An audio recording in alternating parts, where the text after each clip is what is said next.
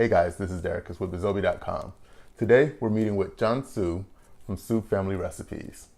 John, thanks for coming with us. All right, appreciate it, man. Yeah. Thank you for having me. I appreciate it. Yeah.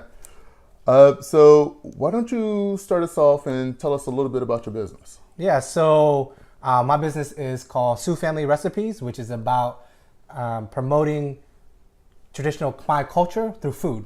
So we have this thing called traditional Cambodian lemongrass seasoning, or krung.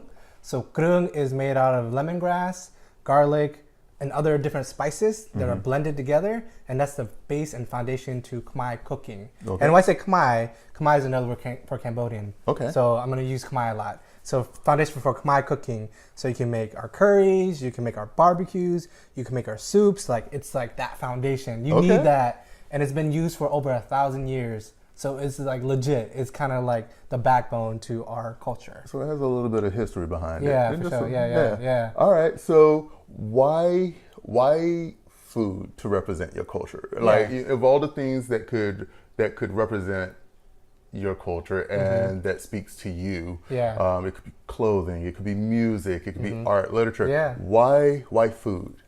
For me, is a couple of things. Also, is utilizing my talent because I feel like I have good culinary skills, and I found out through my parents that we come from a line of chefs, and I did not know that. Oh, really? Like my grandpa was a chef. I never met my grandpa because he died way before I was born. Okay. All my uncles and my aunties were chefs. Like they were, and back in Sou Khmer in Cambodia, people went to them to cook for weddings. Okay. And I was like, oh, snap, I didn't know that. And then another thing is, to me, food represents who we are. Food helps us tell our own story in our own way. Yes. And, we can remember a time where food represented like struggle, joy, grief, excitement. All those things represent or through food because there's every occasion. Like I remember a time where all we had was rice and soy sauce. And that I remember was like a rough time. It was like we were struggling. Or a time eating like pepper salted squid, like I remember that moment was the day that I graduated from college, which I was the first person in my family's history to ever do so. So like all those moments for food represented something. And that's why I chose to do food to represent the culture. Oh, wow. So in terms of having that sense of culture, what is it like then to have a business or to have a family-owned business now? Because it's you and your sister. Yeah. It was like kind of a little bit of the backstory. Like I was going through a rough time. So I live in DC now, but I come back and forth to Portland a lot for the business and just to visit family. And I was having a rough time. I was going through depression, anxiety, and just it's weird. Like I had this existential crisis or something, or like it's not even existential. It was just like basically feeling isolated and being the first person in my family to graduate from college and moving 3,000 miles away. I had a lot of traumatic experiences, a lot of trauma, and I was going through a rough time. And so like I wrote down a list like what would make me happy, and one of it was cooking food and cooking Khmer food specifically.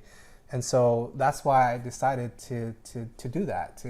It's helping me. It's literally saving my life, like my mental health. Like it's making me become closer to who I want to be, my identity. Is that connection? It gives me a lot of life. So okay. Yeah. And what's that like to share that with your customers? To share that with others who haven't had that experience before, to taste your food? Yeah, it's very beautiful. It's just amazing feeling. Like the other day, I had so I do also private dinners. So I host these private dinners, or I get someone to host it. They invite like 10 to 15 of their friends. So it's like an intimate dinner. And I teach them about my culture, my customs. I also teach them about dancing. I teach them how to dance, do the dances, the games. I do spoken word poetry. So it all encompasses my culture and sharing with them, and to see their smiles, to see their like enthusiasm and like, oh, I didn't know this, or like, oh, I wanted more of this. Like it just feels good because I feel validated. I feel acknowledged. Like the movie Crazy Rich Asians was good. It was great for like a lot of Asian Pacific, mostly for Asian and mostly for East Asian, right?